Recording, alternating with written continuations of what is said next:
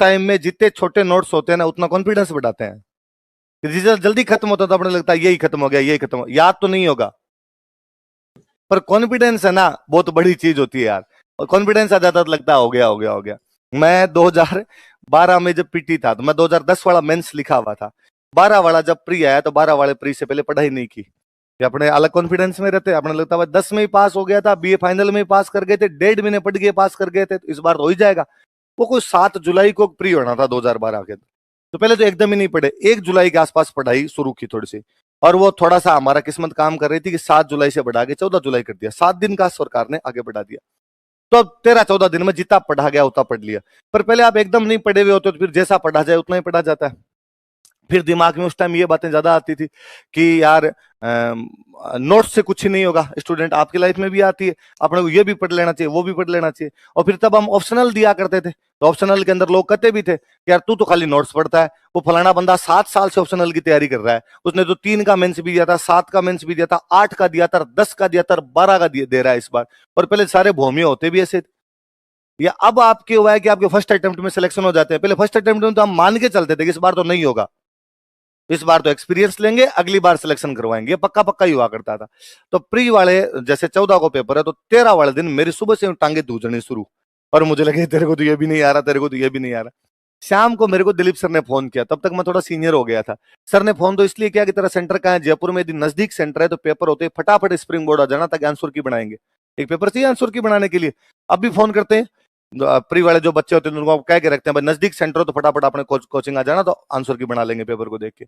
अब मैंने सर को, हाँ सर मेरा सेंटर तो वहां आया है, छोटी चौपड़ा है। सर ने कहा यार तो दूर है, चल छोड़, मैं किसी और से पूछता हूँ, जिसका नजदीक सेंटर होगा उसको बुला लूंगा, पर तू भी आ जाना, शाम तक आ तो जाना, तो आंसर की बनाने में थोड़ी हेल्प करोगे, डालनी पड़ेगी उसको, बनानी पड़ेगी। तो मैं ठीक है। पर वो लास्ट में फोन रखते रखते मेरी आवाज भर आ गई, मैं रोने वाला सा हो गया सर के सामने। उसने यार क्या हुआ क्या हुआ, सर का इतना पूछना था अपने, तुम ढां ढां करके रोए एकदम वैसे कि कई बार कोई आदमी पूछ लेता है तो आपको रोना ज्यादा आता ना यार। तो मैं यूं एकदम यूं, अरे अरे क्या हुआ क्या हुआ, मैं सर मत कल प्री फेल हो जाऊंगा। तो सर तू प्री कैसे फेल हो जाएगा ऐसे, अरे पिछली बार ही पास हो गया था, तब तो कुछ पढ़ाई नहीं की थी, 1.5 महीने पढ़ा था तू तो भी पास हो गया था। मैं सर पिछली बार में पढ़ा था, इस बार तो मैंने पढ़ाई नहीं, कुछ ही पढ़ाई नहीं की। क्यों नहीं पढ़ाई की, इतने दिन क्या कर रहा था। मैं सर अब कुछ ही कर दो, पर मैं पढ़ा नहीं, इतने दिन तक मैं रूम पे बैठा था, यूं बैठा हुआ था। तो सर ने कहा अब तेरे क्या बाकी रह गया बता। तब वो शाम को लगभग 7 बजे, 6 बजे 7 बजे के आसपास का टाइम, क्या बाकी रह गया। तो मैंने सर को कहा सर एक तो मेरे पूरी पढ़ी है, एंशिएंट में पढ़ा, गुप्त काल के आगे वाला वो मैंने एकदम ही नहीं पढ़ा, गुप्त काल के आगे वाला। और मैं मेरे मॉडर्न इंडिया के अंदर जो नेशनल मूवमेंट पूरा बाकी पढ़ा, उससे पहले वाला तो पढ़ लिया, और कुछ नहीं पढ़ा। तो सर ने कहा और मैं को और तो मेरे मिडिवल तो कंप्लीट कर ली मैंने, विजयनगर बहमनी सर मेरे को वापस थोड़े से, बस लास्ट टाइम फिर ये लगता है ये भी नहीं पढ़ा हुआ, ये भी नहीं पढ़ा, ये भी नहीं पढ़ा, मैं विजयनगर बहम। तो सर ने कहा फिर सारा बाकी पढ़ा है तेरे तो, मैं सारा नहीं, पर सर इतना इतना है।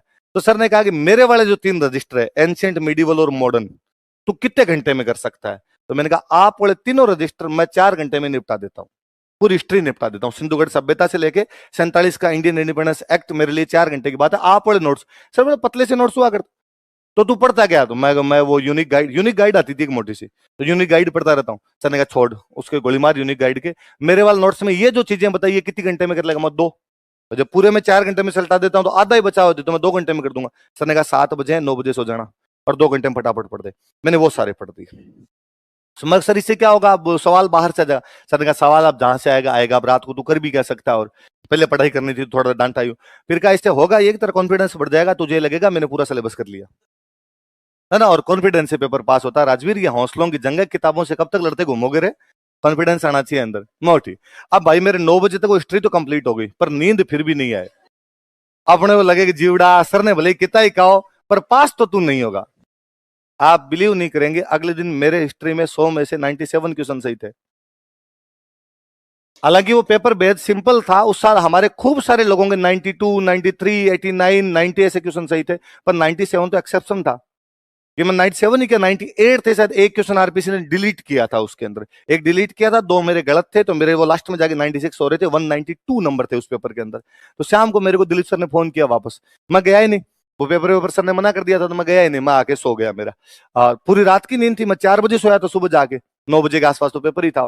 तो सर का मेरे पास शाम को फोन आया, कैसा हुआ तेरा पेपर। तो मैं सर अच्छा हुआ है। तब तक सर की आंसर की आ गई थी, मैंने आंसर की मिला ली थी। तो तेरे क्वेश्चन कितने सही हो रहे हैं। मैं सर 98। क्योंकि एक होता क्या है कि स्टूडेंट वो जो डिलीट वाला होता है, ये भी हो सकता है, ये भी हो सकता है, वो हमेशा अपना सही मानता है, गलत माना ही नहीं जाता। आपने लगता अपने वाला सही है यार, दूसरे वाला। तो मैं सर 98। सर ने कहा क्या? मैं सर 98। 98 सही है तेरे? मगो हाँ। नहीं नहीं, इतने नहीं हो सकते, आंसर किसी एक बार दोबारा मिला। माइनस सही नहीं किए होंगे तूने? मगर माइनस सही नहीं मेरे, मेरे को दो गलत है। सर ने एक बार वापस मिला, वापस मिला के सर को फोन किया, कितने सही है? मैं 98। सर ने कहा अब किसी भी स्टूडेंट को ये नहीं कहेगा कि मेरे 98 सही है। तेरे से कोई नया स्टूडेंट जो भी पूछे कितने सही, तू कहेगा 85, वरना लोग टेंशन में आ जाएंगे कि मेरिट ऊपर जाएगी। और ये तेरे को दो चार लोग होंगे ऐसे सही होंगे जिनके 98 ऐसे सही होंगे, वरना इतने सवाल ज्यादा सही नहीं हो सकते, तो कम बताना। फिर कोई पूछता है किसी को 36 सही हो गए, किसी को 87 सही हो गए। आप विश्वास, हालांकि वो पेपर सिंपल ही था, उसमें हमारे खूब सारे लोगों ऐसे सही होंगे। आरपीसी को डाउट हुआ था हम पे कि इन्होंने नकल की है, इसलिए आरपीसी ने हमारे सेंटर चेंज कर दिए थे। हमारा मेंस का सेंटर आना था जयपुर, आरपीसी ने हमारा सेंटर अजमेर। तो मतलब केवल 300-400 लोगों के जिनके वो 90 से ऊपर नंबर जा रहे थे, उनका सेंटर अजमेर किया, और भयंकर किया। अब मेरा सेंटर अजमेर, मेंस के पेपर से 2 दिन पहले मैं गया अजमेर। वहां पे जाके कोई सर के जानकार थे, उनको फोन करो, सर ने कहा वहां जाके रहना, वो तेरी व्यवस्था कर देंगे। वहां जाके मैं रहा। अगले दिन एग्जाम होना है, अब मैं परसों गया, एक दिन बीच में खाली, कल एग्जाम होना है। उस दिन सुबह सुबह मैं पढ़ूं, इतने मेरे दोस्त का वापस फोन आया, कहाँ है तू? मैं अजमेर हूँ।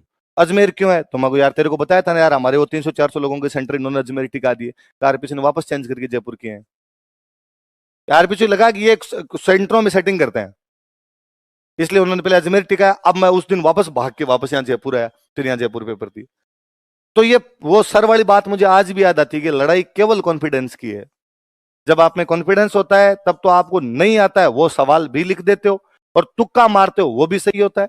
मुझे याद आता है एक आईएएस के मेंस में क्वेश्चन आया था कि मलेशिया में राष्ट्रवाद के कारण बताओ, और मेरा मलेशिया पढ़ा हुआ ही नहीं, मेरे को कुछ भी नहीं आया उसके अंदर, पर मेरे को इतना पता था कि मलेशिया में अंग्रेजों का राज था। अब मैंने सोचा कि यार भारत में भी राज किसका था? अंग्रेजों का। तो भारत में राष्ट्रवाद के कारण रहे होंगे, वही मलेशिया में रहे होंगे, और मलेशिया में नए तो आने से रहे। तो मैं भारत वाले टेक के आ गया उसके अंदर, जहां जहां मलेशिया लिखा, जहां भारत लिखना था वहां वहां मलेशिया मलेशिया मलेशिया लिख दिया। मैंने घर पे आके चेक किया, एग्जैक्टली वो के वो थे। ये कॉन्फिडेंस का खेल है कि आपको बाकी चीजें इतनी आती है कि आपके तुक्के भी सही पड़ जाते हैं, और वरना कॉन्फिडेंस नहीं होता तो आती चीज आदमी गलत कर लेता है। मतलब ऊपर लिखा हुआ गोविंदपुरा हत्याकांड, फिर भी नीचे निमुचना टिका देता है वो, उसके दिमाग में बाद निमुचना चलता रहता है। तो याद रखना है ना।